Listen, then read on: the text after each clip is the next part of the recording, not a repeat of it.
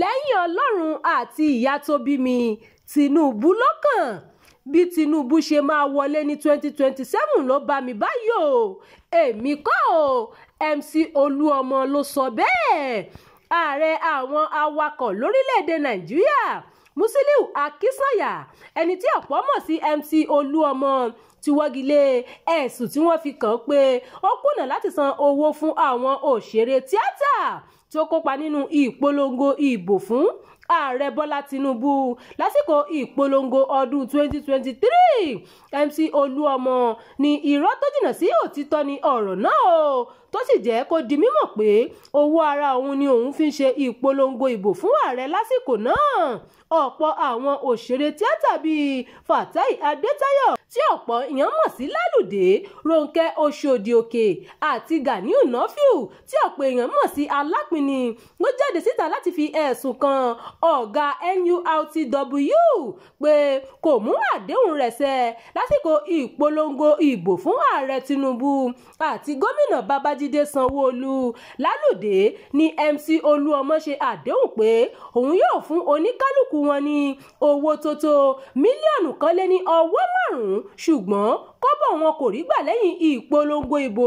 Ní àkọ́kọ́ wọ́n fún wa ní ẹgbẹ̀rún 10 owó oúnjẹ ṣùgbọ́n wọ́n tún padà dá a dúró àáfi ẹsẹ̀ rin ọ̀nà jíjìn lójúmọ́ nígbà tí MC yóò máa fi ọkọ̀ ayọ́kẹ́lẹ́ tẹ̀lé wa ní ìparí wọn já wa sí òfo ni Lálùdé ṣàlàyé nígbà tó ń fi ẹ̀sùn náà kan MC Olúọmọ ní òun kò ní ìdí láti mú owó ẹnikẹ́ni dání tó sì jẹ́ kó di mímọ̀ pé owó ara òun ni òun fi ń kó àwọn òṣèré jọ tí òun sì tún san owó ilé tí wọ́n dé sí.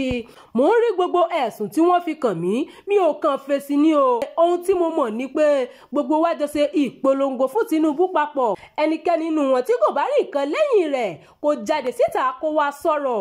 Ẹnikẹ́ni kò fún mi lówó mo lo owó ara mi láti ṣe ìpolongo ìbò fún aṣíwájú Bọ́lá Tinubu nítorí Tinubu ló kàn lẹ́yìn Ọlọ́run àti ìyá mi ní ìgbésí ayé mi. Mo gba yàrá ilé ìtura 40 fún wọn lásìkò ìpolongo ìbò tí mo sì san 50,50 fún yàrá kan. Mo fún wọn ní owó ní ojoojúmọ́ wọ́n sì lo oṣù 2 nínú ilé ìtura náà. Kódà wọ́n ṣe ọjọ́ ìbí fún mi. Mo padà dé láti US ní àwọn èèyàn sọ fún mi pé kí n lọ sí ilé ìtura náà. Nígbà tí mo dé síbẹ̀ wọ́n ṣe ọjọ́ ìbí fún mi. Owó ara mi ni mo fi ṣe ìpolongo ìbò fún Tinubu tí màá sì tún ṣe fún ní ọdún 2027. Ẹ̀sùn tí wọ́n fi kàn mí kò lè yí ìpinnu mi padà o nítorí Tinubu ni mo wà fún. MC Olúọmọ ló sọ bẹ́ẹ̀. Ìròyìn yàjóyàjó fún ti àkókò yìí kò ní jù báyìí lọ. Ẹ má gbàgbé láti tẹ̀lé ìkànnì yìí. Ẹ bá wa pín ká kí ẹ sì fi èròǹgbà yín sí abala àríwísí.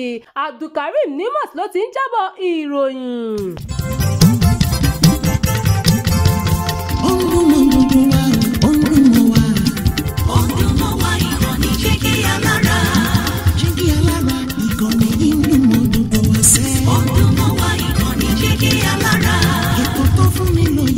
Ètò tó wà ní lọ́yẹ̀ wà ń bẹ̀. Ọdún mọ́ wa ìkànnì Jígí Alára. Ìròyìn lóríṣiríṣi tàbí mọ bó ṣe ń lọ láwùjọ. Ọdún mọ́ wa ìkànnì Jígí Alára. Ìkànnì Jígí Alára. Jígí Alára. Jígí Alára.